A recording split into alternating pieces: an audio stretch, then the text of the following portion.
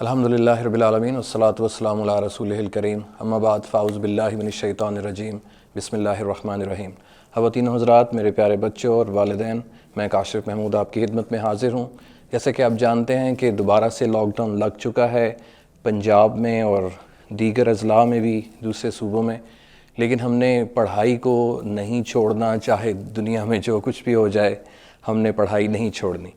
On line education کی طرف انشاءاللہ آج سے ہمارا پہلا لیسن ہوگا، لیکن لیسن پڑھانے سے پہلے میں آپ کو بتاتا چلوں، خاص طور پر والدین کو بتاتا چلوں اور ریمائنڈ بھی کرواتا چلوں کہ ہمارے kids club grammar school, ELC اور اس کے جتنے بھی پروجیکٹس ہیں، بلیک کاسل ہو گیا، اس کا ویژن اور مشن کیا ہے۔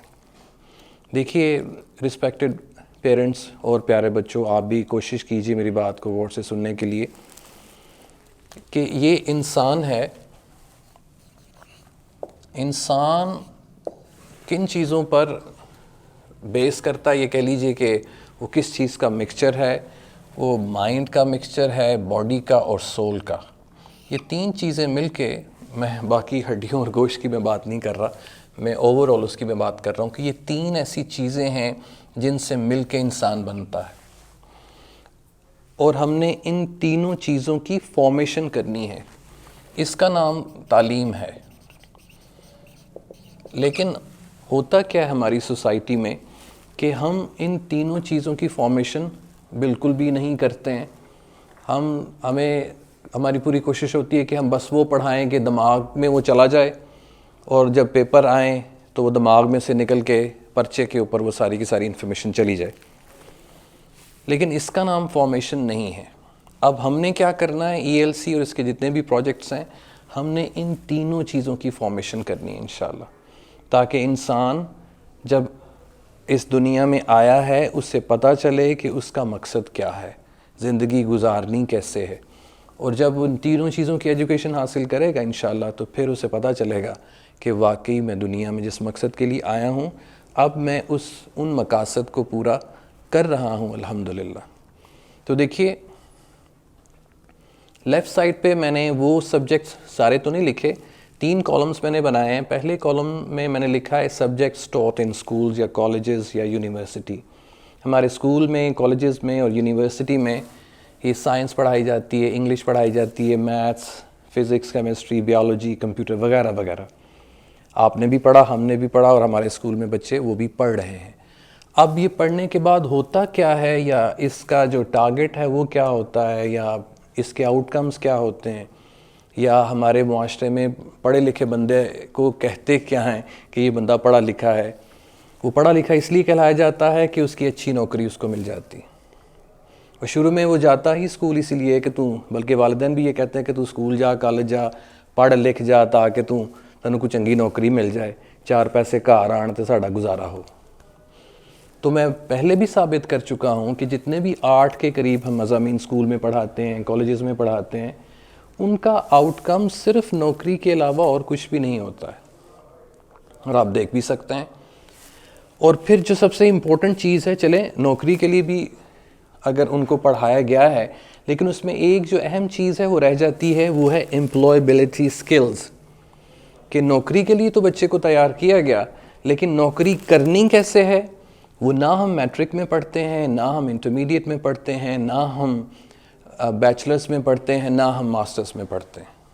تو سب سے بڑی چیز جو اس کریکولم کے آؤٹ کمز میں ہے وہ یہ ہے کہ ہم بچوں کو نوکری کرنی کیسے ہے وہ بھی نہیں پڑھاتے، لیکن انشاءاللہ ہم پڑھائیں گے، یہ کمی رہ گئی ہے۔ اب آئیں اس طرف۔ اب اسکول میں بچہ جانے کے بعد اس کو نوکری تو اچھی مل گئی، لیکن خواتین و حضرات، اس کی جو ایک زندگی کا اہم حصہ ہے جن کو ہم لائف سکلز بولتے ہیں، وہ تو بچے کو آتی نہیں۔ اب لائف سکلز میں اس کی پوری زندگی جو بیس کرتی ہے وہ لائف سکلز میں ہے۔ اب میں آپ سے پوچھوں گا، آپ کے پاس اب بچے گھر میں ہیں، 15 دن کے لیے ہیں یا 20 دن کے لیے ہیں، انہوں نے اسکول میں سائنس پڑھی، انگلش پڑھی، میتھس پڑھا، سب کچھ پڑھا۔ اب مجھے یہ بتائیں کہ صبح سے لے کر رات تک بچے آپ کے پاس ہیں، ان کا کیا فائدہ؟ کیونکہ ان کو تو پرسنل ڈیولپمنٹ آتی نہیں، ان کو اپنے جسم کی صفائی نہیں آتی ہے، ان کو اپنی ہیلتھ کا نہیں پتہ، ان کو صبح سے لے کے شام تک زندگی گزارنی کیسے ہے اس کا بالکل نہیں پتہ. اس کی وجہ یہ ہے کہ وہ ان سبجیکٹس میں نہیں پڑھائی جاتی. اسی لیے ہمارا جو نظام تعلیم ہے وہ نامکمل ہے. اب ہم نے کیا کرنا ہے, میں آپ کو ریوائز کروا رہا ہوں کڈس کلب گرامر اسکول اور ELC کا ویژن اور مشن, کہ ہم نے یہ عصری تعلیم کے ساتھ ساتھ ان کو جو اسکل بیسڈ ایجوکیشن ہے وہ بھی دینی ہے, جس میں وہ پرسنل ڈیولپمنٹ سیکھے گا, اس میں وہ ڈومیسٹک سکلز بھی سیکھے گا کہ گھر میں وہ ہے وہ آپ کی مدد کرے گا. جیسے میں پہلے کہہ چکا ہوں کہ آپ نے ان کو سکھانا ہے, آپ کی کچن میں آپ کا بچہ یا بچی مدد کرے گا یا کرے گی, اور جتنے بھی صفائی والے معاملات ہیں اس میں وہ آپ کی مدد کرے گا یا کرے گی, اپنے کمرے کو سنبھالے گا یا سنبھالے گی, اپنی وارڈروب کو دیکھے گا, اپنے کپڑوں کو دیکھے گا, اپنے جو اس کے اسکول کا جو بیگ ہے اس کو دیکھے گا, کاپیوں کو دیکھے گا, پینسلز کو دیکھے گا, کتابوں کو دیکھے گا, اپنے پورے کمرے کو دیکھے گا کہ کیسے میں نے مینیج کرنا ہے. اور اس کے علاوہ جب آپ نے اس کو اپنے گھر سے باہر بھیجنا ہے تو اس کو سوشل سکلز بھی آنی چاہیے. اس کے علاوہ بہت لمبی لسٹ ہے, وہ میں نے لکھی نہیں ہے, میں صرف یہ کہنا چاہتا ہوں کہ ہم اب اگر بچے گھر میں بھی بیٹھے ہوئے ہیں تو ہم نے ان کو یہ مضامین بھی پڑھانے ہیں, اور ساتھ ساتھ ہم نے ان کو یہ لائف سکلز کی بھی ایجوکیشن دینی ہے, جو کہ ہم انشاءاللہ اگلے لیسن میں آپ کو بتاتا چلوں گا کہ اس کو کیسے لے کے چلنا ہے. اور اس سے بھی زیادہ امپورٹنٹ چیز, اگر آپ یہ تیسرے کالم کی طرف آئیں, تو ایک جو روح اللہ تعالیٰ نے ہمیں بھیجی ہے, قرآن پاک نبی پاک صلی اللہ علیہ وسلم کے قلب پر اترا اور روح پر اترا. اب مجھے یہ بتائیے کہ اس میں ایک سبجیکٹ اسلامیہ جس کا نام ہے, ایک سبجیکٹ ہم 15 یا 20 سال پڑھنے کے باوجود بھی ہمیں نہیں پڑھتا کہ قرآن اور صحیح احادیث کیا ہوتی. تو اصل زندگی تو یہ ہے. لیکن ہم یہ نہیں کہیں گے کہ آپ کے بچے کو صرف اور صرف ہم دینی تعلیم کی طرف لے کے چلیں اور دنیاوی تعلیم وہ نہ رکھیں. ہم نے اس کو بیلنس کیا ہے. اب یہ دیکھیے کہ سول کی جو ایجوکیشن ہے وہ اسپریچول ایجوکیشن قرآن اور حدیث ہے. اب میں پھر کہوں گا, بچے گھر میں آپ کے پاس ہیں, آپ دیکھیے کہ آپ کا اور آپ کے بچوں کا فرض نہیں ہے 5 وقت نماز پڑھنا, آپ کا اور آپ کے بچوں کا فرض نہیں ہے قرآن کو پڑھنا, قرآن کی تعلیمات کو سیکھنا. مجھے یہ بتائیں کہ 8 سبجیکٹ میں 1 گھنٹہ ہم دیتے ہیں قرآن پاک کو دیتے بھی نہیں ہیں, اسلامیت پڑھاتے ہیں. تو پھر پوری زندگی تو اس کی بیس کرتی ہے یہ والی تعلیمات کے اوپر.